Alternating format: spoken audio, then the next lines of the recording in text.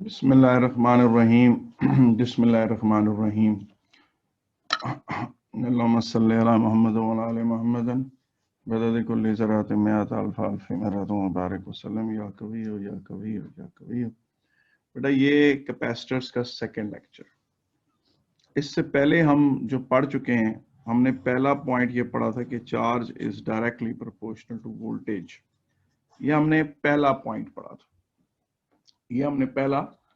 पढ़ा था कि charge is directly proportional to the voltage. और उसके बाद हमने दूसरी बात पढ़ी थी कि Q is equal to CV। यह हमने दूसरी बात पढ़ी थी। आए अब हम इसके हिसाब से हम जो हैं वो क्या कहते हैं आगे चलते हैं। और हमारा जो क्या कहते हैं पॉइंट है जो हम डिस्कस करना चाहते हैं वो ये है कि जब कैपेसिटर को कनेक्ट किया जाता है किसी बैटरी से तो होता क्या है। ये देखिए, ये आपने एक कैपेसिटर लिया, फर्ज करें आपने इसको डायरेक्ट एक बैटरी से कनेक्ट कर दिया।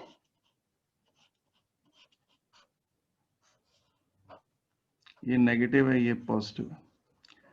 12 वोल्ट की बैटरी है और ये कैपेसिटर। ये देखें, फुल 2 लाइनें कैपेसिटर की हैं और इस तरह की जो निशान होते हैं वो बैटरी के होते हैं। यहां से इलेक्ट्रॉन्स जाएंगे, यहां जाके रुक जाएंगे और यहां से इलेक्ट्रॉन्स इधर आ जाएंगे यूं। अब इस तरह से होगा कि अगर ये इलेक्ट्रॉन्स यहां से जाते रहेंगे, यहां एक्यूमुलेट होते रहेंगे और यहां से इलेक्ट्रॉन्स आते रहेंगे जब तक के ये इसके वोल्टेज 12 वोल्ट ना हो जाए, 12 वोल्ट के बराबर ना हो जाए। इसका मतलब ये है कि capacitor always charges equal to the battery voltage. Capacitor charges till its voltage becomes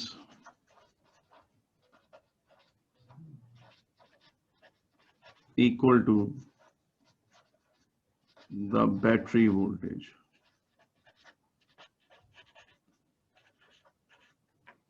capacitor charges till its voltage becomes equal to the battery voltage। उसके बराबर ना हो जाए तब तक कैपेसिटर चार्ज होता। ये बिल्कुल इसको मिसाल ऐसे ही ले लें जिस तरह हमने भी थोड़ी देर पहले एक मिसाल की थी कि ये फर्ज करें कोई टैंकी है और हमने कहा था कि इसके जो बेस एरिया है, इसका जो बेस एरिया है वो कैपेसिटेंस है। इसकी जो बेस एरिया है वो कैपेसिटेंस और इसमें जो अमाउंट ऑफ वाटर है वो चार्ज है।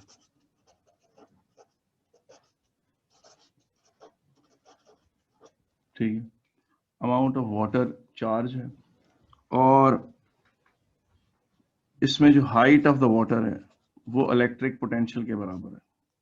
हाइट ऑफ द वाटर जो है वो इलेक्ट्रिक पोटेंशियल के बराबर है। अब इसमें इसको मिसाल को किस तरह से लिया जा सकता है, आप यूं कर लें कि ये एक बैटरी है, ये जिससे पानी का स्विमिंग पूल है बड़ा इन्फिनिट, ये चलता चला जा रहा है, इस तरफ से खत्म नहीं हो रहा। बैटरी इस तरह की है। बैटरी अब यहां पर आप एक लगा दें वाल्व, ये लगा दें जी पानी की टैंकी, यूं करके इस तरह करके पानी की टैंकी लगा दें। अब अगर आप ये वाल्व जो है ओपन करते हैं, यहां से पानी आएगा और इस टैंकी में पानी किधर तक आता रहेगा, जब तक कि इस पानी की हाइट जो है इस हाइट के बराबर ना हो जाए। ठीक है ना। बैटरी को आप समझे कि एक इन्फिनिट लंबी सी वो उसकी कैपेसिटेंस बहुत ज्यादा है, उससे पानी निकल भी आए तो उसकी हाइट पे कोई फर्क नहीं पड़ता। यानी इधर से इलेक्ट्रॉन्स दे और इधर से इलेक्ट्रॉन्स ले, इसकी वोल्टेज पे कोई फर्क नहीं पड़ता। तो ये इस तरह से, तो यहाँ से वाल्व खोला तो यहाँ से उस हाइट के बराबर, यानी इसका मतलब है कि यहाँ से आपने उसको आने दिया, जब स्विच क्लोज, यहाँ फर्ज करें अगर स्विच है वो क्लोज कर दिया तो यहाँ से इलेक्ट्रॉन्स आते रहेंगे, यहाँ से इलेक्ट्रॉन जाते रहेंगे हत्ता कि इसकी वोल्टेज जो है 12 वोल्ट के बराबर हो जाए। और ये चीज फौरन वैसे इंस्टेंटली हो जाएगी क्योंकि रास्ते में आपने कोई रेजिस्टर नहीं लगाई। जब कैपेसिटर डायरेक्टली बैटरी से कनेक्टेड होता है तो वो डायरेक्ट फौरन चार्ज हो जाता है। ठीक है कि नहीं। अब इस पर एक अगर छोटा सा न्यूमेरिकल करना हो तो बहुत आसानी से किया जा सकता है। वो ये है कि फर्ज करें कि ये कोई कैपेसिटर है,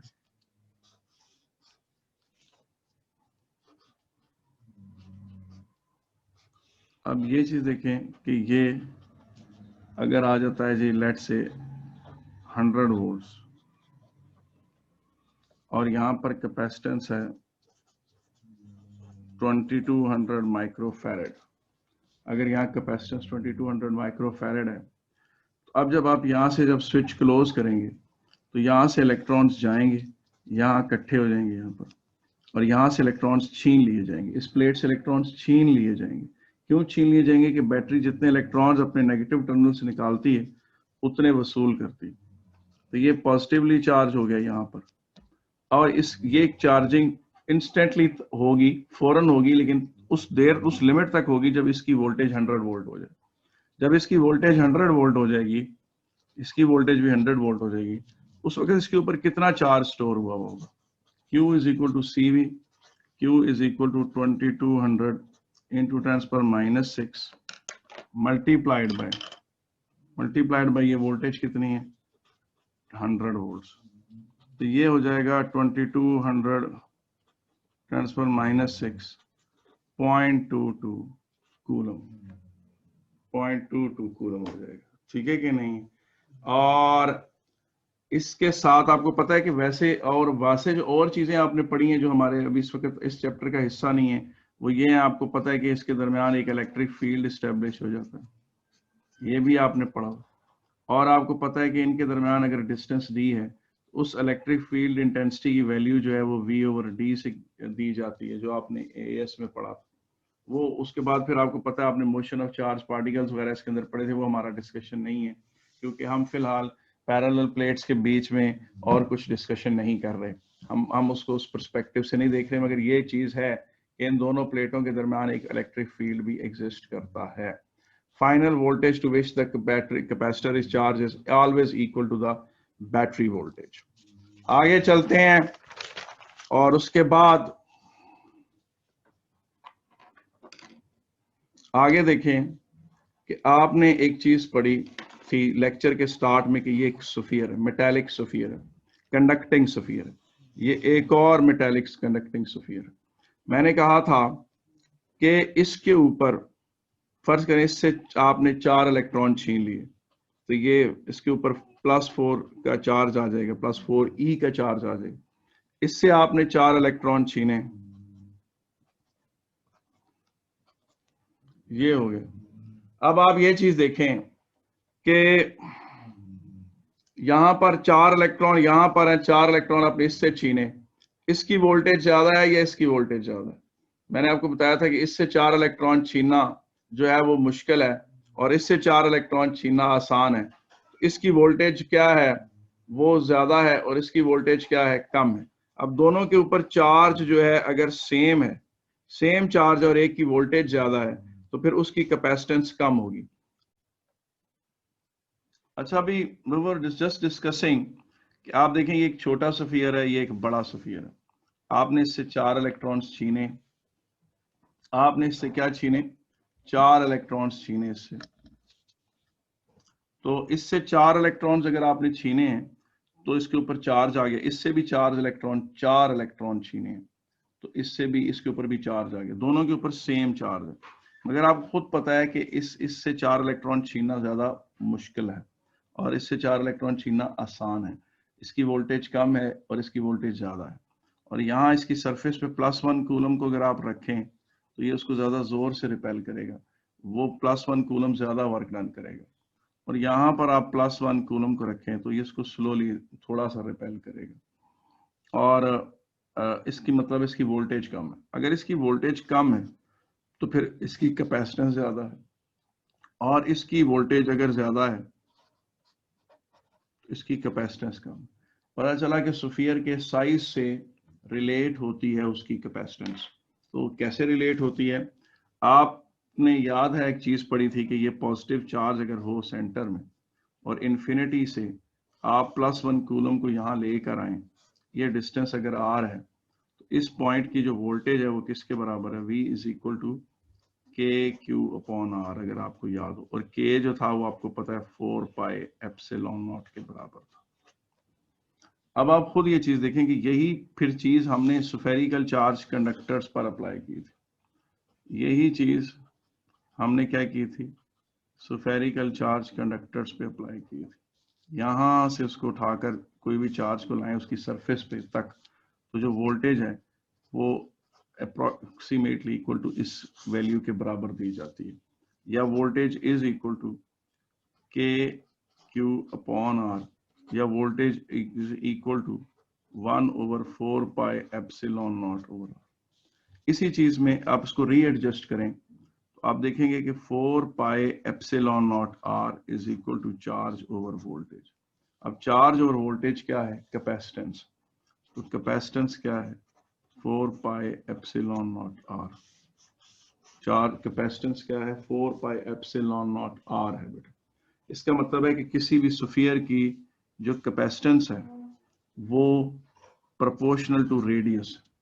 इसका मतलब है एक स्फीयर है, उसकी कोई कैपेसिटेंस है, आप उसको डबल कर दें उसके रेडियस को, उसको बड़ा बना दें, उसकी कैपेसिटेंस डबल हो जाएगी। रेडियस ट्रिपल कर दें तो कैपेसिटेंस और ज्यादा हो जाएगी।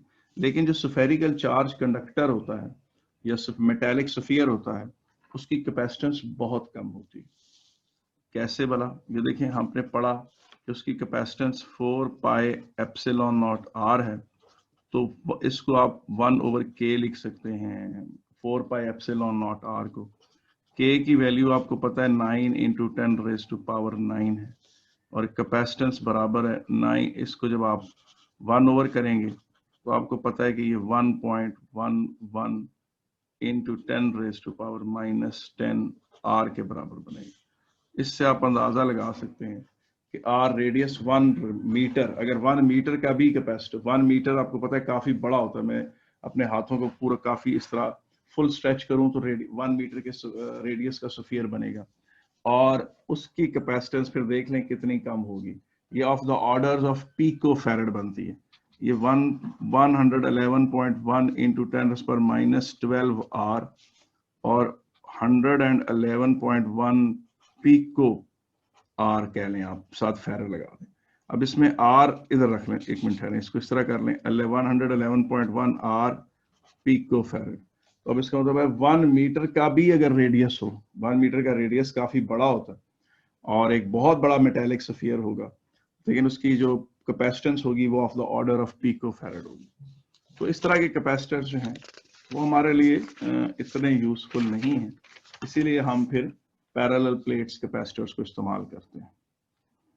अच्छा जी, आगे चलते हैं जनाब, और हमारा जो अगला पॉइंट जो हमने डिस्कस करना है वो है basic difference between the battery and capacitor. Basic difference क्या है? अच्छा, अब तक हमने बेसिकली पढ़ा क्या? हमने सिर्फ 2 बातें अभी तक पढ़ी हैं, ठीक है कि नहीं? हमने पहली बात पढ़ी थी कि charge is directly proportional to voltage, और दूसरी हमने पढ़ी थी Q is equal to CV। और हमने ये पढ़ा कि कैपेसिटर को जब बैटरी से कनेक्ट करते हैं तो वो बैटरी वोल्टेज के बराबर चार्ज होता है, और साथ हमने पढ़ा capacitance of spherical charge conductor, और हमने ये ऑब्जर्व किया कि स्फेरिकल चार्ज कंडक्टर का रेडियस बड़ा हो तो उसकी कैपेसिटेंस ज्यादा होती है। और साथ ही हमने ये चीज भी की ऑब्जर्व कि स्फेरिकल चार्ज कंडक्टर्स ऐसे कैपेसिटर्स होते हैं जिनकी कैपेसिटेंस बहुत कम होती है, बहुत ही थोड़ी होती है। अब आ जाते हैं जी Q is equal to CV। अब आगे तीसरा जो पॉइंट हम पढ़ने वाले हैं, तीसरा सॉलिड पॉइंट जो हम पढ़ने वाले हैं, जिस पर जो चैप्टर है वो है basic difference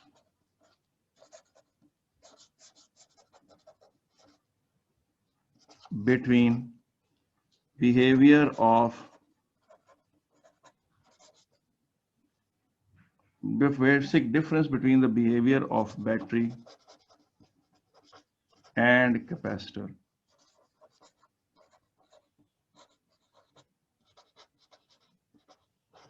when it comes to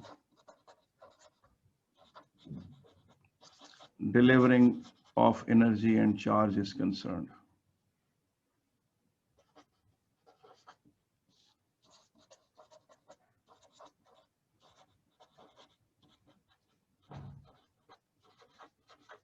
Basic difference between the behavior of capacitor and battery when it comes to delivering charge and energy. ठीक है, आए अब इसको जरा हम देखते हैं कि इसमें मेन पॉइंट क्या है, दोनों में क्या बेसिक डिफरेंस क्या है।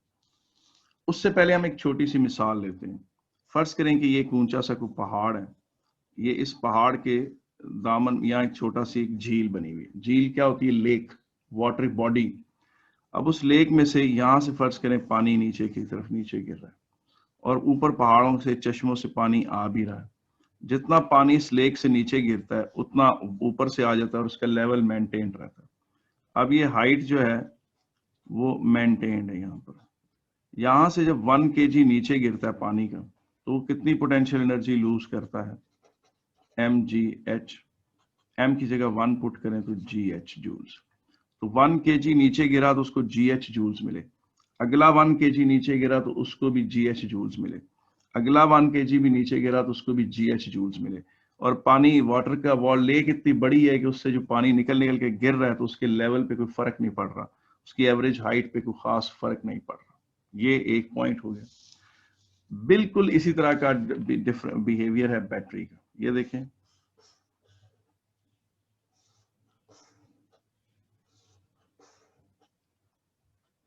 ये पॉजिटिव टर्मिनल है, ये नेगेटिव टर्मिनल है, ठीक है कि नहीं?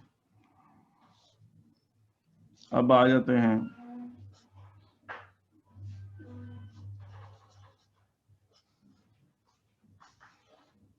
ये बल्ब, ये बल्ब है। और ये अब होगा ये कि यहां से जब एक इलेक्ट्रॉन यूं जाता है तो इस टर्मिनल पे तो इलेक्ट्रॉन्स कम हो जाने चाहिए, लेकिन बैटरी के अंदर एक केमिकल होता है, एक रिएक्शन चल रहा होता है। यहां से जब इलेक्ट्रॉन नीचे निकल जाता है तो यहां से एक इलेक्ट्रॉन इधर सोल्यूशन की वजह से ऊपर इसके ऊपर एक्स्ट्रा आ जाता है। और जब यहां से एक इलेक्ट्रॉन यहां पहुंचता है तो उसकी वजह से तो इस टर्मिनल की पॉजिटिविटी कम होनी चाहिए, लेकिन केमिकल रिएक्शन जो हो रहा है वो यहां से एक इलेक्ट्रॉन को नीचे उतार लेता है। एज अ रिजल्ट अगर इसके ऊपर 100 एक्स्ट्रा इलेक्ट्रॉन्स हैं और ये वाला टर्मिनल डेफिशिएंट ऑफ 100 इलेक्ट्रॉन्स है, तो इससे बेशक जितने इलेक्ट्रॉन्स निकल कर यूं ट्रेवल करते रहे उतने इलेक्ट्रॉन्स सोल्यूशन से इसके अंदर आ जाते हैं। और इसके पास जितने भी इलेक्ट्रॉन्स आए जो इसकी पॉजिटिविटी कम करने की कोशिश करें, वो केमिकल उसमें से इलेक्ट्रॉन्स उतार लेता है और टर्मिनल इसको एक हायर पोटेंशियल पे रखता है। अब ये चीज देखें कि बैटरी अगर 12 वोल्ट की है, इसका मतलब है जब इसमें से पहला कूलम यूं जाएगा तो ये उसको 12 जूल्स की एनर्जी देगा। दूसरे कूलम को भी 12 जूल्स की एनर्जी मिलेगी। तीसरे कूलम को भी 12 जूल्स की एनर्जी मिलेगी। चौथे कूलम को भी 12 जूल्स की एनर्जी मिलेगी। इसका मतलब है कि अगर बैटरी की वोल्टेज जो है, अगर वो बैटरी की वोल्टेज जो है वो V है और बैटरी टोटल जो चार्ज डिलीवर करती है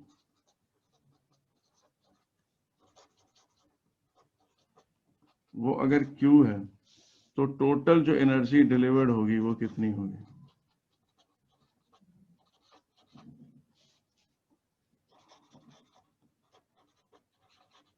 वो होगी charge into voltage. Total energy delivered charge into voltage होगी। और बैटरी जो है उसको जितना मर्जी वो चार्ज डिलीवर करे वो एक खास वोल्टेज मेंटेन करती है, जितना मर्जी उसमें से चार्ज आप निकालें। इसकी बिल्कुल मिसाल ऐसी जैसे लेक से पानी गिर रहा है, जितना पानी भी गिरता है सारे पानियों को जो हर 1 kg को जो एनर्जी मिलती है वो GH जूल्स की। अब आए इसी चीज को आगे मिसाल को एक्सटेंड करते हैं और वो ये है कि फर्ज करें कि मेरे पास ये एक पानी का एक ड्रम है, ये इसमें एक सुराख है और यहाँ पर आपने पानी को भरा हुआ है, पानी को भरा हुआ है। अब यहां से पानी निकल रहा है, यहाँ नीचे आप एक बकेट रख दें। आप देखेंगे कि शुरू में जो पहला पानी निकलेगा वो बड़ा तेज निकलेगा। उसकी वजह क्या है? ये ड्रम है, मैं इसको इस तरह दिखाता हूँ यूं करके। इसको ये नीचे इसके बकेट रखी हुई है, ये बाल्टी रखी हुई है। अब इसमें ये पानी यूं आ रहा है, ये पानी है, ठीक। अब जो पहला 1 kg यहाँ से निकलेगा उसको इस सारे पानी का प्रेशर होगा पीछे से उसके, नतीजतन पहला 1 kg बहुत ज्यादा हाई वेलोसिटी से निकलेगा और वो बहुत तेज निकलेगा। मुमकिन है मुझे बकेट उठाकर यहाँ से यहाँ रखनी पड़े, उसको वो जल्दी से फिल कर देगा। उसके बाद जब ये थोड़ा यूं नीचे आ जाएगा, पानी का लेवल नीचे डाउन हो जाएगा, उस वक्त जो पानी से निकल रहा होगा उसकी स्पीड वो नहीं होगी जो यहाँ थी। इसका मतलब जो पहला 1 kg यहाँ से निकला उसके पास एनर्जी ज्यादा थी, और उसके बाद जो बाद वाले केजीज ऑफ वाटर निकल रहे हैं उनमें एनर्जी नहीं है। और क्वाइट पॉसिबल कि जब बिल्कुल आखिरी यूं हो तो आपने देखा होगा अक्सर कि जो थोड़ा सा पानी निकल रहा होता है वो आस्ता आस्ता रिश्ता रिश्ता नीचे ऐसे थोड़ा थोड़ा गिर रहा होता है, उसकी स्पीड बड़ी स्लो होती है। इसका मतलब है पहले 1 kg के पास ज्यादा एनर्जी थी, दूसरे 1 kg के पास कम एनर्जी थी।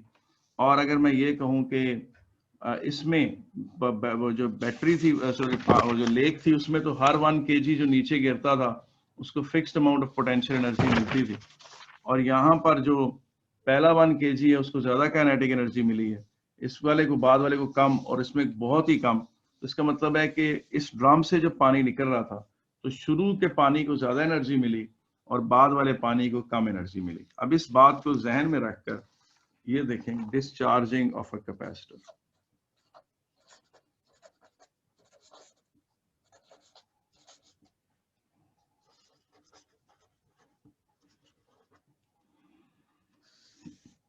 ये देखें ये कैपेसिटर है, उसकी पैरेलल प्लेट्स हैं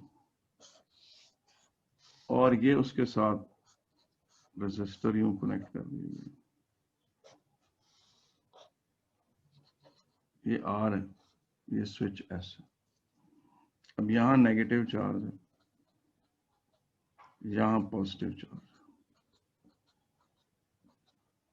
अब फर्ज करें ये 1 2 3 4 5 6 7 8 9, एक और लगा दो तो 10 यूनिट्स ऑफ नेगेटिव चार्ज है। और 1 2 3 4 5 6 7 8 9 और ये 10, यहाँ पर 9 units 10 units of negative charge हैं और यहाँ 10 यूनिट्स ऑफ पॉजिटिव चार्ज है। ठीक है कि? और हमने पढ़ा हुआ है कि charge is directly proportional to voltage. अब जब हमने स्विच क्लोज किया तो यहां से फर्स्ट यूनिट ऑफ चार्ज जब निकला तो पीछे से उसको 9 यूनिट्स ऑफ चार्ज ने रिपेल किया। यानी यहां से जब पहला यूनिट, इसमें टोटल चार्ज कितना था, 10 यूनिट्स ऑफ नेगेटिव चार्ज थे। यहां से first unit of negative charge जब निकला, या यूं कह लें कि इसके ऊपर 10 इलेक्ट्रॉन थे और इसमें डेफिशिएंसी ऑफ 10 इलेक्ट्रॉन्स थी, यानी there were 10 extra electrons over here and over here there was a deficiency of 10 electrons। ठीक है, अब यहां से ये इलेक्ट्रॉन निकला, इसको पीछे से 9 इलेक्ट्रॉन्स ने रिपेल किया और आगे से 10 प्रोटॉन्स ने वेलकम किया। तो ये इलेक्ट्रॉन बड़ी तेजी से यूं जाएगा and will do a lot of work. ठीक है, जब ये इलेक्ट्रॉन यहाँ पहुंच गया तो इसके यहाँ पहुंच जाने से एक पॉजिटिव चार्ज खत्म हो गया, इस इलेक्ट्रॉन ने उसको न्यूट्रल कर दिया। और आप देखें ये, इसको आप इधर से ऐसे शो करें कि ये चार्ज डिक्रीज कर गया। पहले चार्ज इतना था, यानी पहले चार्ज इतना था, अब चार्ज इतना है, मगर इसके डिक्रीज करने के साथ ही वोल्टेज भी डिक्रीज कर गई है। कैसे डिक्रीज कर गई है, वो पॉइंट यहां से यहाँ कैसे मूव हुआ है, जब अब अगला इलेक्ट्रॉन निकलेगा यहां से, अब ये नोट करें कि अब इसके पास 9 इलेक्ट्रॉन्स रह गए और यहाँ डेफिशिएंसी ऑफ 9 इलेक्ट्रॉन्स। जब ये एक इलेक्ट्रॉन निकलेगा तो इसको पीछे से रिपेल करने वाले कितने होंगे, 1 2 3 4 5 6 7 8, 8 इलेक्ट्रॉन से रिपेल करेंगे। देखें 10 में से जब पहला इलेक्ट्रॉन गया था तो उसको पीछे से 9 इलेक्ट्रॉन्स ने रिपेल किया था, और अब जब 9th इलेक्ट्रॉन निकल रहा है तो पीछे से 8 इलेक्ट्रॉन उसे रिपेल कर रहे हैं। और फिर बेटा ये यहाँ जब पहुंचेगा ये इलेक्ट्रॉन, तो ये इधर से इसको एक प्रोटॉन को न्यूट्रल कर देगा।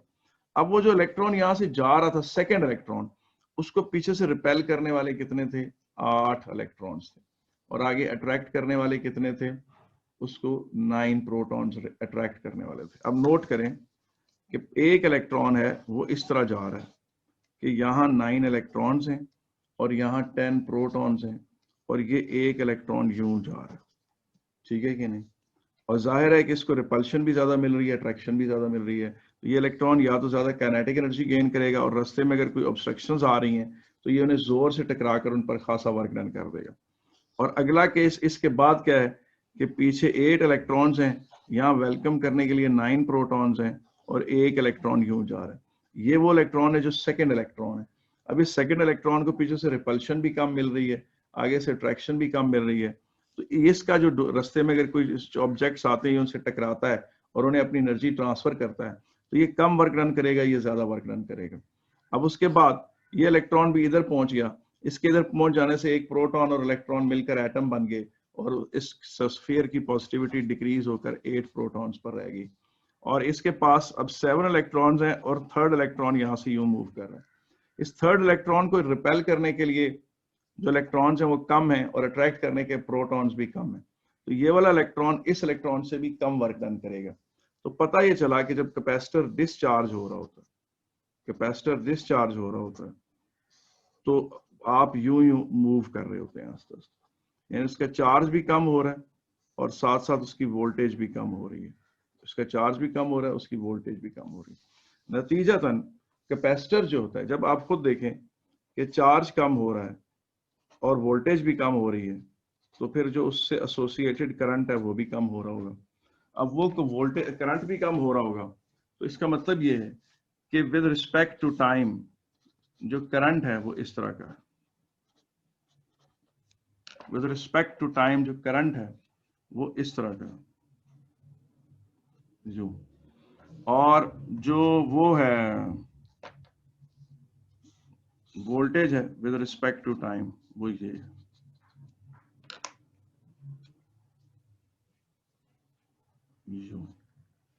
वो भी डिक्रीज कर रही है। और जो चार्ज ऑन द कैपेसिटर था वो भी विद रिस्पेक्ट टू टाइम कम हो रहा है, विद रिस्पेक्ट टू टाइम वो यूं इस तरह से कम हो रहा है। और करंट टाइम ग्राफ के नीचे जो एरिया है ये total charge stored on the capacitor.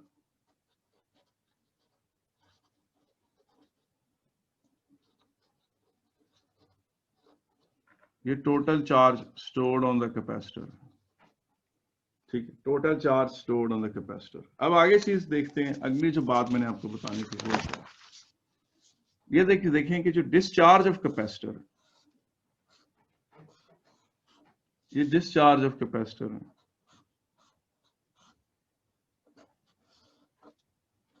यूं ये रेजिस्टर आर है, एक कैपेसिटर सी है, ये नेगेटिव इसके ऊपर चार्ज है और ये पॉजिटिव है। इसको आप इस तरह भी समझ सकते हैं कि ये कोई स्विमिंग पूल है और इसके बॉटम से एक पाइप निकल रहा है और वो स्विमिंग पूल को खाली कर रहे हैं और पानी इसमें से निकाल रहे हैं। Total amount of water in it is like a charge stored on it and height of the water in the swimming pool is like a voltage, and the amount of water coming out per second is like a current, or the thinness of the pipe is called resistance, या resistance जो है वो proportional to 1 over diameter of the pipe। Pipe जितना पतला है तो उतना उसमें से पानी स्लोली मूव करेगा, तो वो पाइप की इसको आप इस रेजिस्टेंस से तशबीह दे सकते हैं। और स्विमिंग पूल के बड़े या छोटे होने को कैपेसिटर की वैल्यूज कैपेसिटेंस से रिलेट कर सकते हैं। अब इसमें ये चीज देखें कि स्विमिंग पूल को खाली होने में कितनी देर लगेगी, उसमें ये वाला फैक्टर भी है और पाइप का पतला होना भी है। तो इसका मतलब है रेजिस्टर अगर बड़ी होगी तो यहां से इलेक्ट्रॉन्स कम फ्लो करेंगे। अब जब इलेक्ट्रॉन्स कम फ्लो करेंगे तो कैपेसिटर का चार्ज डिक्रीज तो होगा लेकिन आहिस्ता आहिस्ता डिक्रीज होगा। और अगर कैपेसिटर की अपनी कैपेसिटेंस बड़ी है तो उससे भी उसका मतलब है उस पास काफी चार्ज है और वो काफी देर तक चार्ज डिलीवर कर सकता है। तो जो आर सी का प्रोडक्ट होता है, आर रेजिस्टेंस है, सी कैपेसिटेंस, इनका प्रोडक्ट जो है वो डिटरमिन करता है कि कैपेसिटर को कितनी देर लगेगी डिस्चार्ज होने में। और याद रखें आरसी प्रोडक्ट के जो यूनिट्स हैं वो टाइम के यूनिट्स होते हैं। आपको पता है रेजिस्टेंस किसके बराबर होती है, वोल्टेज ओवर करंट के। और सी क्या है, कैपेसिटेंस। कैपेसिटेंस किसके बराबर होती है, चार्ज ओवर वोल्टेज के। वोल्टेज वोल्टेज कट गई, charge over current. Charge Coulomb's और सेकंड, और सॉरी चार्ज होता है कूलम में, ये एम्पियर है, और कूलम होता है एम्पियर सेकंड में। एम्पियर वो एम्पियर एम्पियर कट गया सेकंड। तो इसका मतलब आरसी के जो यूनिट्स हैं वो सेकंड्स के यूनिट्स। इसका मतलब आरसी जो है वो किसी टाइम को रिप्रेजेंट कर रहा है। एक कैपेसिटर को फुल डिस्चार्ज होने में और उसके करंट को जीरो होने में, फुल करंट के जीरो होने में उसको 5 RC सेकेंड्स लगते हैं। कितने लगते हैं? 5 RC सेकेंड्स लगते हैं। 5 RC सेकेंड्स में एक कैपेसिटर फुली डिस्चार्ज हो जाता है। और ये वाला जो उसका एरिया है करंट टाइम ग्राफ का, this is equal to the total charge stored on the capacitor initially. जो शुरू में चार्ज उसके ऊपर स्टोर था, वो बाद में डिस्चार्ज हो गया तो वो खत्म हो गया। और जाहिर है कि फिर जब डिस्चार्ज हो रहा है उस पर जो चार्ज स्टोर था वो भी आहिस्ता आहिस्ता डिक्रीज कर रहा है, और वो यूं डिक्रीज करते करते यूं हो जाएगा टाइम इन सेकेंड, और 5 RC में सारा चार्ज उसके ऊपर से खत्म हो जाएगा। और उसकी वोल्टेज भी क्या करेगी, वो भी विद रिस्पेक्ट टू टाइम ऐसे डिक्रीज करती करती खत्म हो जाएगी जब कैपेसिटर डिस्चार्ज हो रहा। अब अगर आप फर्ज करें आपके पास कोई कैपेसिटर है यूं, और आप उसकी वायर्स को यूं जोड़ देते हैं, तो आपने उसे डिस्चार्ज किया तो रास्ते में कोई रेजिस्टेंस है, ऑलमोस्ट जीरो रेजिस्टेंस, तो फिर उसका जो डिस्चार्ज टाइम होगा 5 RC सेकेंड वो जीरो हो जाएगा। इसका मतलब है कि जब कैपेसिटर इंस्टेंटली डिस्चार्ज हो जाएगा, यानी ये आपके पास एक फर्ज करें कैपेसिटर है, ये उसकी एक वायर है, ये दूसरी वायर, आप एक सिंपल कॉपर वायर यूं रखें तो उसकी वो इंस्टेंटली डिस्चार्ज हो जाएगी, उसकी सारी चार्जिंग एक वक्त में खत्म हो जाएगी। तो ये बातें थी उसकी डिस्चार्जिंग के हवाले से। अब एक इक्वेशन है जो आपके सिलेबस में नहीं है, लेकिन वो बच्चे जो ज्यादा एक्सप्लोर करना चाहते हैं, ज्यादा डिटेल से चीजों को सीखना चाहते हैं, ये उनके लिए है। अगर ये वाला पॉइंट आपको समझ ना आए तो कोई मसला नहीं। ये है कि जनाब जो इस तरह की इक्वेशंस होती हैं, इधर आप फर्ज कर लें x ले लें, इस जगह y ले लें, और y अगर x के साथ कांस्टेंट भी नहीं है, एक कांस्टेंट रेट पे डिक्रीज भी नहीं कर रही, बल्कि इस तरह अगर डिक्रीज करें, इसको कहते हैं एक्सपोनेंशियल डिक्रीज। ऐसा डिक्रीज जिसमें शुरू में ज्यादा तेजी से चीजें डिक्रीज कर रही हैं, शुरू में रेट ऑफ डिक्रीज ज्यादा है और बाद में रेट ऑफ डिक्रीज क्या है, स्लो है। इसकी जो मैथमेटिकल इक्वेशन है वो ये होती है,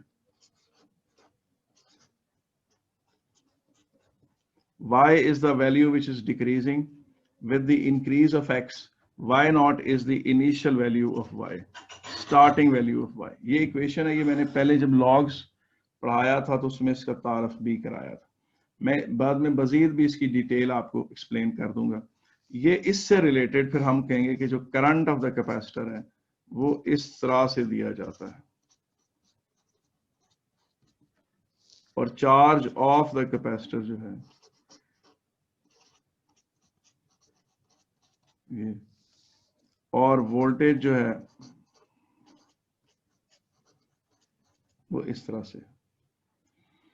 तो ये फार्मूला अगर आपको समझ में नहीं आया कोई मसला नहीं है, मैं सिर्फ उनके लिए कर रहा हूं जो मैथमेटिकली हर चीज को देखना चाहते हैं। आगे चलते हैं और हम इसके बाद हमारा अगला पॉइंट शुरू होता है, और वो है जी charging of the capacitor.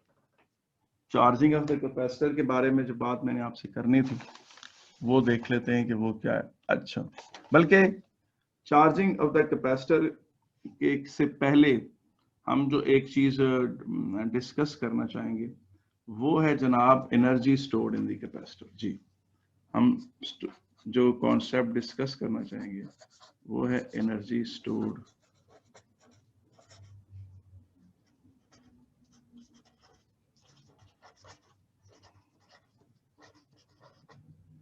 In the capacitor. Energy stored in the capacitor के बारे में हम बात करेंगे, और energy delivered by the capacitor when it discharges. Energy delivered by the capacitor when it discharges। ये हमारा कॉन्सेप्ट है। अच्छा, मेरी बात सुने, इससे पहले मैं एक मिसाल देता हूं। फर्ज करें मेरा एक स्टूडेंट है, उसका नाम है बशीर। बशीर जो है मेरा स्टूडेंट जो था, उसका दिल किया कि वो ईद के रोज खैरात करे, तो उसके पास जितने भी पैसे थे उसके पास पहला एक फकीर आया, पहला मांगने वाला आया, पहला बेगर आया, तो उसने उसको 100 रुपए दे दिए, ठीक है। उसके बाद दूसरा बेगर आया, उसने उसको भी 100 रुपए दे दिए। उसके बाद तीसरा बेगर आया, उसने उसको भी 100 रुपए दे दिए। और अगर उसके पास जितने भी बेगर्स आए, फर्ज करें उसके पास क्यू नंबर ऑफ बेगर्स आए, क्यू नंबर ऑफ बेगर्स आए, और एक 100 रुपए को अगर हम वी से रिप्रेजेंट करें, तो उसने टोटल जो पैसे दिए चैरिटी में वो क्यू वी थे। फर्ज करें उसके पास उस दिन 37 बेगर्स आए और उसने हर बेगर को 100 रुपए दिए, तो उसने 3700 रुपीस चैरिटी में दे दिए। अब बशीर को समझ लें बैटरी। बैटरी क्या करती है, हर 1 कूलम को वी जूल्स दे देती है, और अगर वो क्यू कूलम्स सप्लाई करती है तो वो टोटल वर्क डन जो करती है वो क्यू वी जूल्स का करती है। Battery is able to give every 1 coulomb a fixed amount of energy, battery को फर्क नहीं पड़ता। अब दूसरी तरफ मेरा स्टूडेंट है कोई, और उसका नाम है चौधरी, उसको कह लेते हैं, ठीक है कि नहीं। चौधरी है मेरा स्टूडेंट। अब चौधरी जो है उसने इस तरह से चैरिटी की कि उसने पहले फकीर को 100 रुपए दिए, अगले फकीर को 99 रुपए दिए, अगले फकीर को 98 रुपए दिए, अगले को 97 रुपए दिए, और करते करते आखिरी फकीर को उसने सॉरी बोल दी, ठीक है कि नहीं। उसके पास जो टोटल फकीर आए उस दिन वो 101 लोग थे, और उसने पहले फकीर को 100 रुपए दिए और आखिरी फकीर को सॉरी बोल दिया, और हर फकीर को जो आने वाला था उसको पैसे वो कम करता गया, तो उसने हर फकीर को ऑन एवरेज कितने पैसे दिए, इतने पैसे दिए।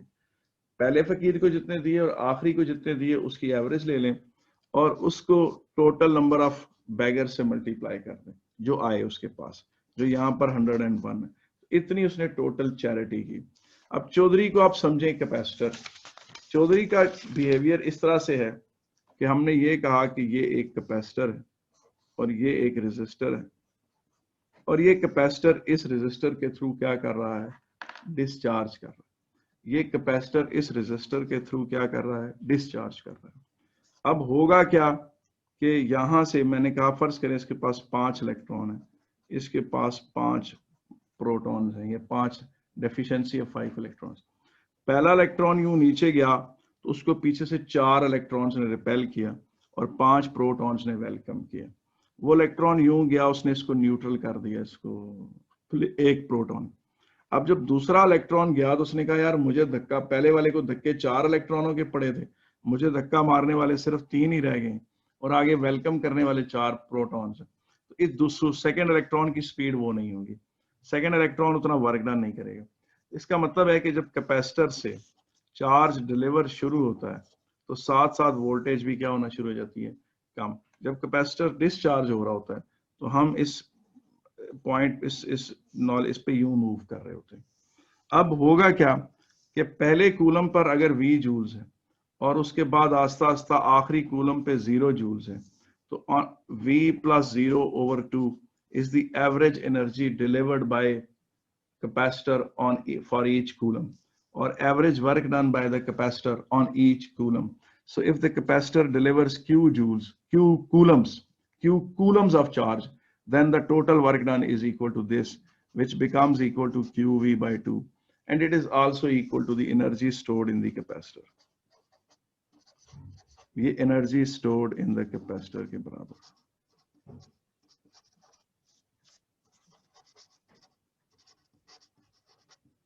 ये किसके बराबर है, energy stored in the capacitor के बराबर। Hence energy stored in the capacitor जो है वो 1/2 QV है।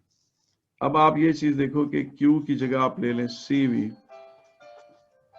और C ले लें,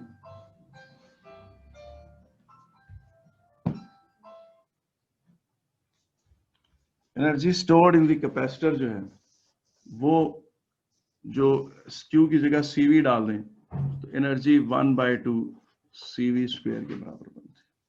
तो एनर्जी का एक फार्मूला ये हो गया और एनर्जी का एक फार्मूला जो है वो ये हो गया, और एनर्जी जो है 1/2 क्यू वी, वी की जगह आप Q ओवर C डाल दें तो एनर्जी जो है वो 1/2 Q into Q over C, energy जो है वो Q² ओवर 2C के बराबर बनती है। और ये चीज यहां पर इस एरिया के बराबर है। देखें, जब यहां से ये चार्ज था और ये डिक्रीज किया, यानी पहले चार्ज ये था और अब ये चार्ज रह गया कैपेसिटर पे, इसका मतलब इतना चार्ज मूव किया। आपको पता है जब भी चार्ज को वोल्टेज से मल्टीप्लाई करते हैं हमेशा एनर्जी आती। इस चार्ज ने इतना एनर्जी लेके गया, इतनी एनर्जी लेके गया, ठीक है। उसके बाद इसने जाके वो रेजिस्टर को एनर्जी दे दी। इसको आप यूं अप्रोक्सीमेटली एक रेक्टेंगल से शो कर लें। उसके बाद उसके बाद मजीद अगला टुकड़ा चार्ज का निकला कैपेसिटर से और यूं गया, उसने उस वक्त वोल्टेज डिक्रीज कर चुकी थी। इस टुकड़े को, चार्ज के इस टुकड़े को कम वोल्टेज मिली। इसने जो वर्क डन किया वो ये किया, ठीक है। इसके बाद जो यहां से अगला टुकड़ा चार्ज का निकला, उसने भी यहां से ये टुकड़ा है चार्ज का जो फ्लो कर रहा है, उस वक्त तक वोल्टेज और कम हो चुकी थी, उसने इतना वर्क डन किया। तो आप देख रहे हैं कि चार्ज जो डिलीवर हो रहा है बेटा, वो वर्क डन उसका कम होता जा रहा है क्योंकि वोल्टेज डिक्रीज कर रही है। उसके बाद जो चार्ज निकला, उसने इतना वर्क डन किया, चार्ज इनटू वोल्टेज। उसके बाद जो चार्ज का टुकड़ा निकला, उसने इतना वर्क डन किया। और वो जो आखिर में चार्ज का टुकड़ा निकला, उसने इतना वर्क डन किया। तो this area represents energy stored in the capacitor, end of course it is a triangle जिसमें ये चार्ज है, ये हाइट वोल्टेज है, और आप बेस इनटू हाइट करने, इसको ऐसे समझ लें, ये बेस है, ये हाइट है, तो एनर्जी इसकी कितनी बनती है, 1/2 QV, टोटल वर्क डन ये बराबर। अब हम पहले जब हम पढ़ रहे थे तो हमने Q is equal to CV में जो Q है वो चार्ज था हमारा, Q क्या था हमारा, चार्ज था, और C क्या थी, कैपेसिटेंस थी, और V क्या थी, वोल्टेज थी। हमने इसे कंपेयर किससे किया था, हुक्स लॉ के उससे किया था, F is equal to KE से। हमने कहा था चार्ज ही मेन कॉज है वोल्टेज जनरेट करने का, जिस तरह फोर्स स्प्रिंग में एक्सटेंशन का रीजन है, और C उस कैपेसिटर का अपना कैरेक्टरिस्टिक्स है, जिस तरह स्प्रिंग का कांस्टेंट K होता है। अब इसी तरीके से आपको पता है, जब हमने कहा कि एनर्जी जो है वो 1/2 चार्ज इनटू वोल्टेज के बराबर है, तो उसमें जो energy stored in the spring है वो हाफ फोर्स इनटू एक्सटेंशन के बराबर थी। फिर जब ये हाफ CV² के बराबर हुआ, तो ये C की जगह K आ गया और वोल्टेज की जगह एक्सटेंशन स्क्वायर है। फिर जब हमने यहां कहा कि ये Q² ओवर 2C के भी बराबर है, तो यहां पर हमने पढ़ा कि ये F² ओवर 2K के भी बराबर है। तो इस तरह से आप इसे कंपेयर कर सकते हैं। तो ये है energy stored in the capacitor.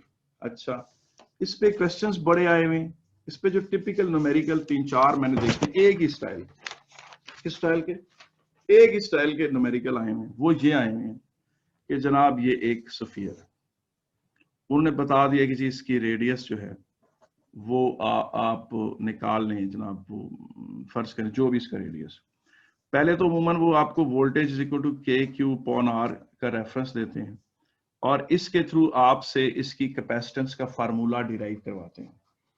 आप लोगों को पता है कि इसमें आप इसको रीअरेंज करें तो R ओवर K जो है Q ओवर V के बराबर है, और Q ओवर V कैपेसिटेंस है, hence capacitance of the sphere is equal to R over K, और K की जगह अगर आप पुट कर दें 1/4 पाई एप्सिलॉन नॉट, ये बराबर है 4 पाई एप्सिलॉन नॉट रेडियस के बराबर। तो कैपेसिटेंस क्या होगी, 4 पाई एप्सिलॉन नॉट R के बराबर। कैपेसिटेंस क्या होगी, 4 पाई एप्सिलॉन नॉट R के बराबर। अब ये फार्मूला वो अक्सर डिराइव करवाते हैं। फिर वो बताएंगे कि आपको इसका रेडियस फर्ज करें 10 सेंटीमीटर है, और आप इसमें वैल्यूज प्लग इन करते हैं, और एप्सिलॉन की वैल्यू 8.85 इंटू 10⁻⁻12 है, और रेडियस 10 सेंटीमीटर तो आप 0.1 कर लें। आप इसे हल करेंगे तो ये कितना आता है, या हमने अभी थोड़ी देर पहले ऑब्जर्व किया था कि ये बड़ा छोटी वैल्यू आती है। ये क्या आती है, काफी छोटी वैल्यू, ये आएगी 11.11 पिको फैरेड या 11.11 into 10 raise to power -12 farad. ठीक है, फिर वो आपसे कहेंगे जी मैंने इसको चार्ज कर दिया, और कहेंगे जी मैंने इसको, अच्छा सफियर को किस तरह चार्ज करते हैं? सफियर को चार्ज करने का बड़ा आसान सा तरीका है, आप इसे किसी बैटरी वोल्टेज के साथ जोड़ दें। अगर आपने इसे नेगेटिवली चार्ज करना है तो नेगेटिव टर्मिनल के साथ जोड़ दें और पॉजिटिव टर्मिनल को ग्राउंड कर दें।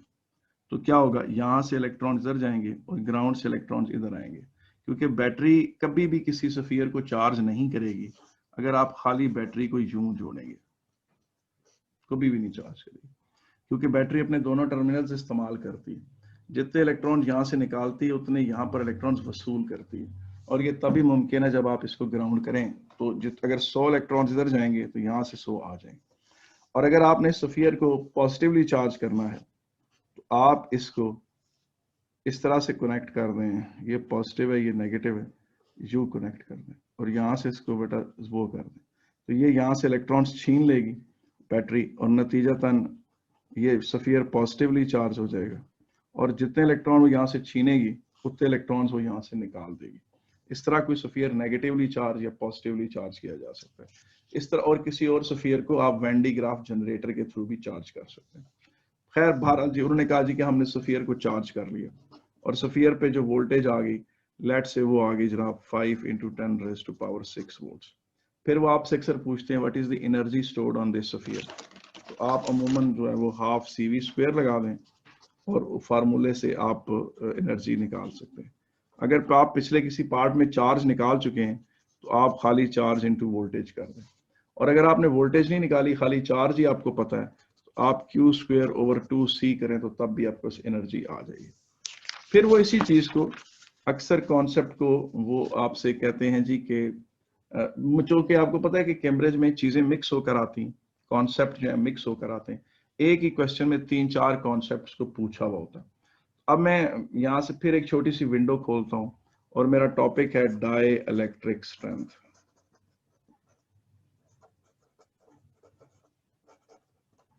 डाई इलेक्ट्रिक स्ट्रेंथ एक इलेक्ट्रिक फील्ड इंटेंसिटी को कहते हैं। कौन सी इलेक्ट्रिक फील्ड इंटेंसिटी, वो भी मैं बता देता हूँ। डाई इलेक्ट्रिक स्ट्रेंथ किसको कहते हैं, वो क्या चीज क्या होती है वो देख लेते हैं। बेटा वो ये है कि मैंने आपको बताया था, फर्ज करें कि ये अगर एक पॉजिटिवली चार्ज प्लेट और ये एक नेगेटिवली चार्ज प्लेट, और बीच में ये एक इंसुलेटर है, एटम है, एक एटम है जो एक इंसुलेटर का एटम है। आपको पता है इंसुलेटर के पास फ्री इलेक्ट्रॉन्स तो होते नहीं, तो उसका जो अपना आखिरी शेल का इलेक्ट्रॉन भी होता है वो टाइटली बाउंड होता है अपने पेरेंट न्यूक्लियस के साथ। अब ये न्यूक्लियस है, ये पॉजिटिवली चार्ज है और ये इलेक्ट्रॉन्स है इसके ऊपर। अब जब ये पॉजिटिव प्लेट है और ये नेगेटिव प्लेट है तो ये इलेक्ट्रॉन इस तरफ को पुल हो रहा है और ये एटम इस तरफ को पुल हो रहा है। अगर जब तक ये दो प्लेटें नहीं थी तो ये आराम से रोटेट कर रहा था, लेकिन जब ये दो प्लेट्स आ गई और एक इलेक्ट्रिक फील्ड स्टेब्लिश हो गया तो ये इलेक्ट्रॉन यूं यूं रोटेट करना शुरू कर दिया, इस तरह से। ये देखिए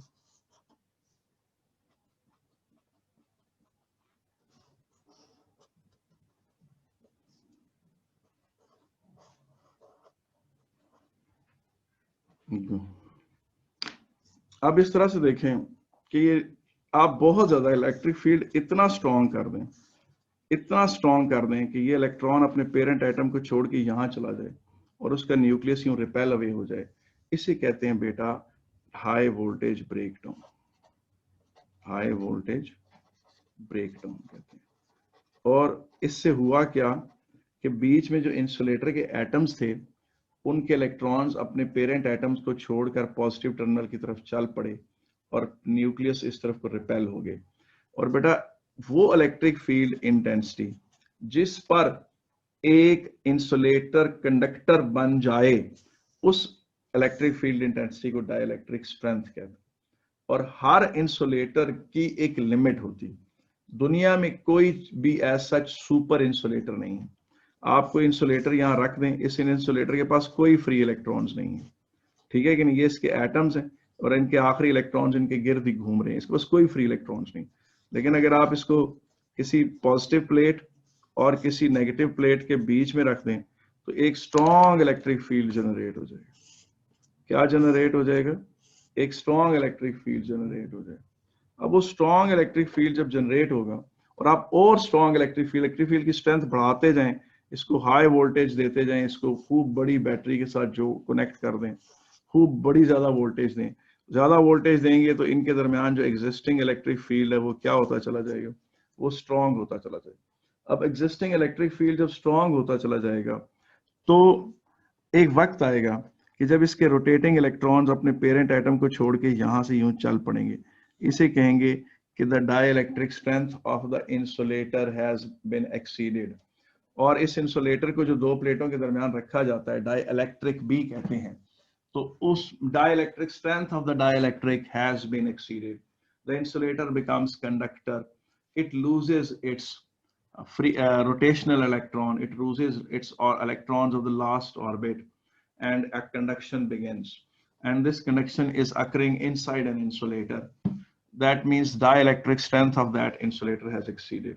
अब कैम्ब्रिज वाले इस कॉन्सेप्ट को वो ग्लोब वाले कॉन्सेप्ट के साथ किस तरह जोड़ते हैं? वो इस तरह करते हैं कि वो कहते हैं जनाब कि ये एक आपके पास ग्लोब था, हमने इसको खूब चार्ज किया। पहले आपको पता है पिछले पार्ट में उन्होंने इसकी कैपेसिटेंस आपसे कैलकुलेट कराई, वो आपके पास क्या आई थी? 11.1 इंटू 10 पर माइनस 12, 11.12 इंटू 10 पर माइनस 12 फैरेड। फिर उन्होंने बताया कि इसको हमने इतनी वोल्टेज पर चार्ज कर दिया है, 5 इंटू 10 रेज टू पावर 6। अब जब किसी कमरे के अंदर कोई स्फीयर ऐसे बना के रखा जाए और फर्ज करें वो एक्सेसिवली पॉजिटिवली चार्ज हो, तो दीवारों पर क्या आ जाता है? उस कमरे की दीवारों पर नेगेटिव चार्ज आ जाता है। और ऐसा होने से क्या होता है?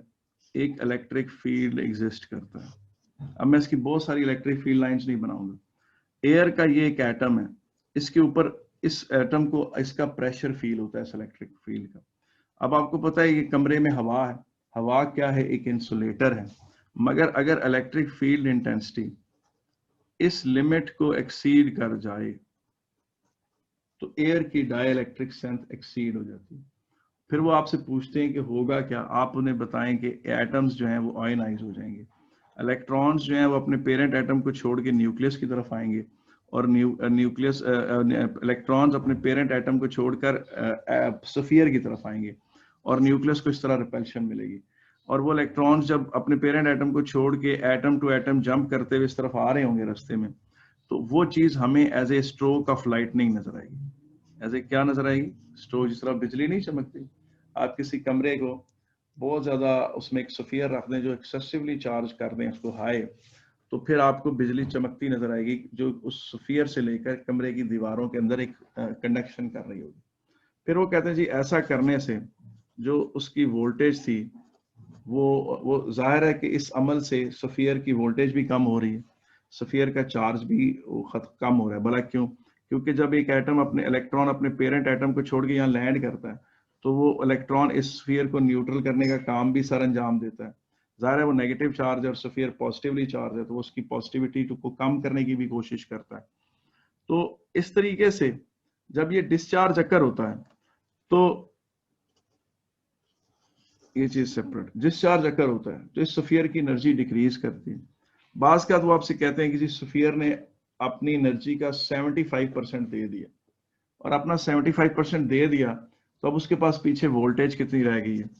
तो आप उस क्वेश्चन को अमूमन इस तरह से करते हैं कि जी न्यू एनर्जी लेफ्ट। अब अगर उसने अपनी एनर्जी का 75% डिस्चार्ज में जाया कर दिया तो उसके पास अब सिर्फ 25% ऑफ द ओल्ड एनर्जी रह गया। वो आप फिर 1/2 CV² या V वो वाली वोल्टेज जो नई वोल्टेज 25% को इसमें कन्वर्ट कर लें, और ओल्ड एनर्जी हाफ CV² या वोल्टेज वो है जो ओल्ड है, और ये C से कैंसिल, हाफ C से कैंसिल हो गया, और V न्यू जो है ये 25/100 1/4 हो गया। V न्यू किसके बराबर है? V/2 के 0.5 टाइम्स द वोल्टेज। इसका मतलब है नई वोल्टेज पुरानी वोल्टेज का वो होगी 50% होगी।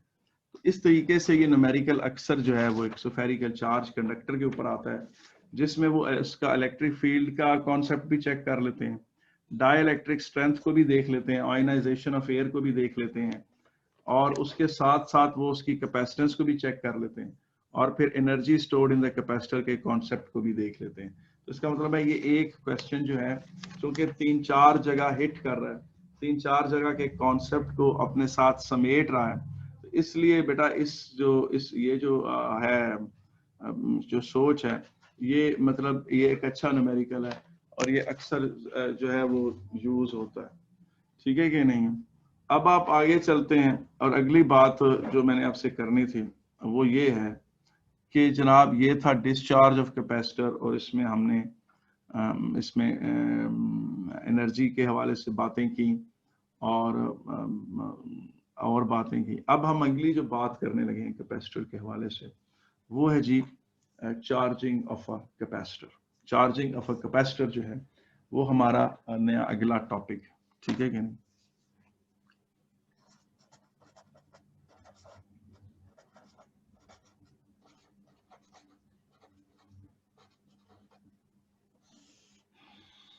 Charging of the capacitor, RC circuit.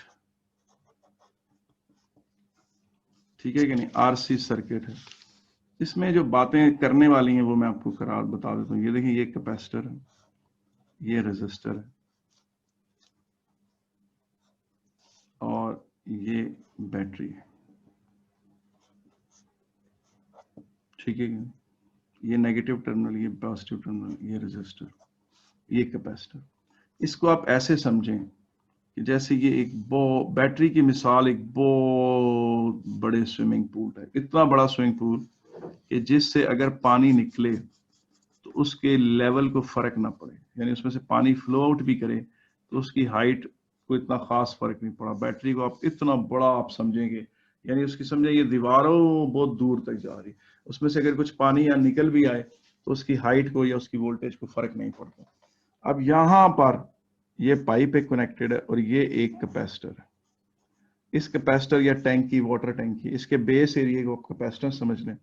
ये जो रेजिस्टर है यहाँ, उसे आप पाइप के साथ कंसिडर कर लें।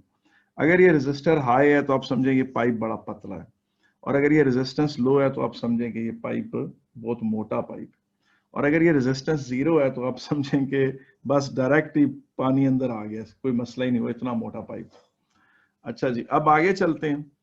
अब आप जब ये यहाँ से कोई ऑब्स्ट्रक्शन स्विच क्लोज करते हैं, यहाँ से ऑब्स्ट्रक्शन ओपन करते हैं, तो यहाँ से पानी निकल कर यहाँ फ्लो करता है, यहाँ आता है, और इस टैंकी को भरने में थोड़ा टाइम लगता है। मगर इस टैंकी ये भरती तब तक भरती रहती है जब अब तक इसकी हाइट इस बैटरी की हाइट ऑफ वाटर के बराबर नहीं हो जाती, या इसकी वोल्टेज बैटरी वोल्टेज के बराबर नहीं हो जाती। और इसके भरने को इसकी अपनी कैपेसिटेंस और इस पाइप की रेजिस्टेंस दोनों इन्फ्लुएंस करेंगे। आए हम देखते हैं होता क्या। अब ये बात है कि ये देखें, ये एक कैपेसिटर है, ये रेजिस्टर है, यूं कनेक्ट करना, ये वोल्टेज इस तरह से। अब आपने फर्ज करें यहां से स्विच एस क्लोज किया तो क्या होगा, व्हाट विल हैपन। फर्ज करें कि यहां से 100 इलेक्ट्रॉन्स इधर आ गए, अब वो 100 इलेक्ट्रॉन्स यहां आकर इकट्ठे हो गए। अच्छा, एक बात नोट करें कि ये एक ओपन सर्किट है, ये बात आप ध्यान में रखें कि ये सर्किट इस तरह का कोई सर्किट नहीं है,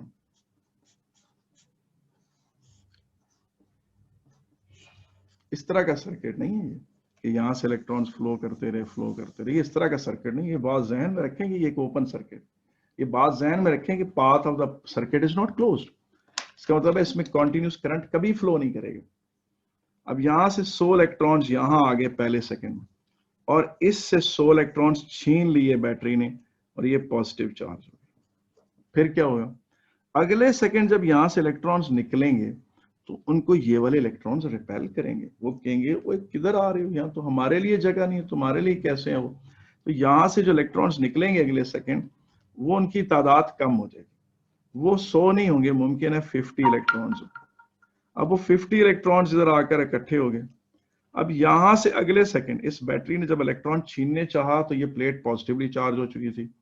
इसने उसको गुस्से से कहा कि भाई देखो, तुमने मेरे से पहले 100 इलेक्ट्रॉन्स ले लिए थे, अब मैं तुम्हें मजीद इलेक्ट्रॉन्स नहीं दूंगी। बहरहाल बैटरी ने जोर लगा के 50 और छीन लिए इससे। ठीक है। तीसरे सेकंड यहां से इलेक्ट्रॉन्स निकलने लगे तो इधर के इलेक्ट्रॉन्स उनको क्या कहा कि भाई ये इस तरह ना करो, वो जगह ही नहीं आगे। पहले 100 इलेक्ट्रॉन्स रिपेल कर रहे थे, तो अब 150 इलेक्ट्रॉन्स रिपेल कर रहे हैं, तो मुमकिन है यहां से सिर्फ 25 इलेक्ट्रॉन जोर लगाकर यहां पहुंचे। तीसरे सेकंड जब बैटरी ने इससे इलेक्ट्रॉन छीनने चाहे तो ये डेफिशिएंट ऑफ 150 इलेक्ट्रॉन्स हो चुकी थी। बैटरी ने उसने कहा नहीं, मैंने मजीद नहीं इलेक्ट्रॉन देने, लेकिन बैटरी ने भी जोर लगा के कुछ ना कुछ छीन लिए, 25 छीन लिए। तो आपने खुद देखा फिर अगले सेकंड और इलेक्ट्रॉन कम होंगे, उससे अगले सेकंड और इलेक्ट्रॉन कम होंगे।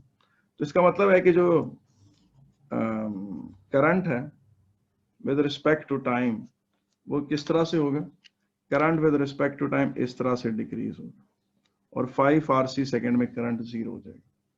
इतना ही करंट डिक्रीज इस तरह से, और ये एरिया जो है charge stored on the capacitor के बराबर, जो चार्ज पे स्टोर हो गया।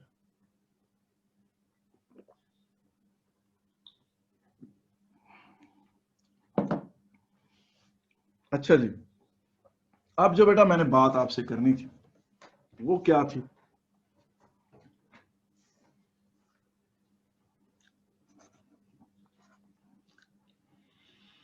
वो ये है कि पेपर में क्वेश्चन आता है कि why the current decreases as the capacitor charges up, why the current decreases as the capacitor charges up. आप देखें इसके क्रॉस जो वोल्टेज है वो VR है, इसके जो क्रॉस जो वोल्टेज है वो VC है, और टोटल बैटरी वोल्टेज E है। तो अब टोटल वोल्टेज किसके बराबर है, battery voltage plus capacitor voltage और resistor. Battery voltage is equal to the voltage across capacitor plus voltage across the resistor. और फिर आप इसको इस तरह से लिख दें VC, इसको लिख दें IR, वोल्टेज अक्रॉस रेजिस्टर को, फिर I को सब्जेक्ट बना दें, फिर आप उसे कहें as the capacitor charges up the voltage across the capacitor increases, hence the current decreases. The voltage across the capacitor increases, hence current decreases. ये जवाब आप दे सकते हैं। इसके बाद एक जवाब वो है जो जरा मुश्किल जवाब है, जरा ज्यादा थ्योरेटिकल है, जिसमें आप इस इक्वेशन का हवाला नहीं दे रहे। वो आप ये कहते हैं कि when the switch is closed,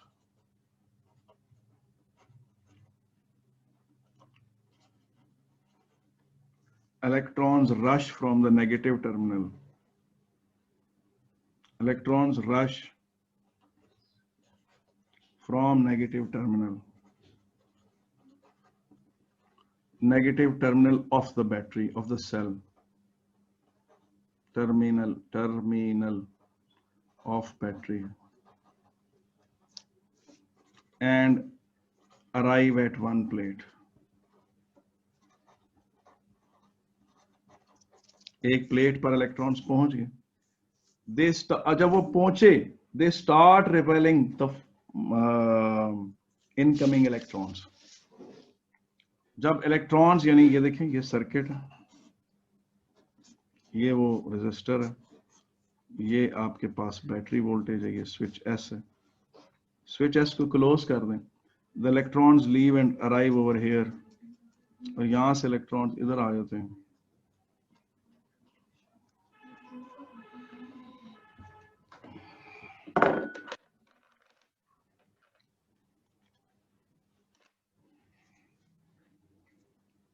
okay, आप लिखेंगे कि when the switch S is closed, electron rush from the negative terminal and arrive at one of the plate. Then what happens? Then they start repelling the incoming electrons. Incoming electrons का मतलब वो electron जो मजीद आ रहे हैं। As more and more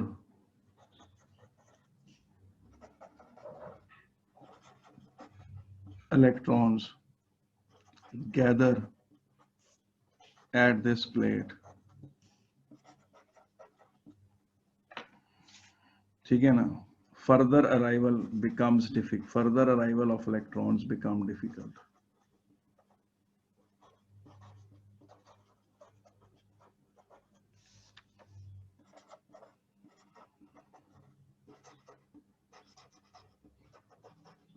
Eventually stopping to zero.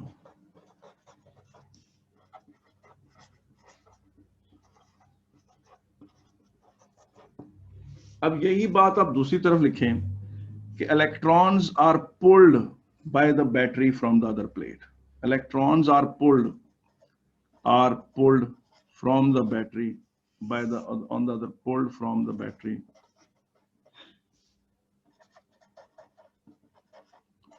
from other plate. This is easier initially. This is शुरू में उस neutral plate से इलेक्ट्रॉन छीनना बहुत आसान था. This is easier initially. As that plate becomes more and more positive, it starts resisting the battery's greed for electron. As this plate becomes more and more positive,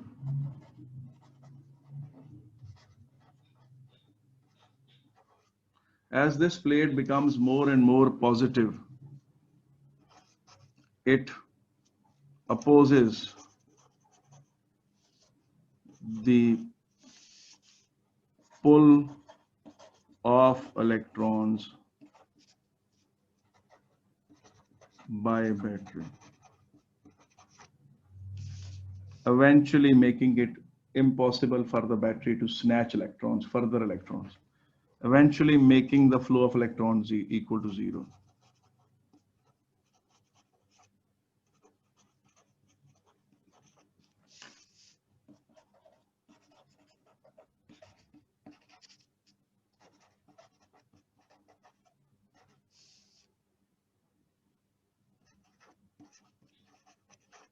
zero.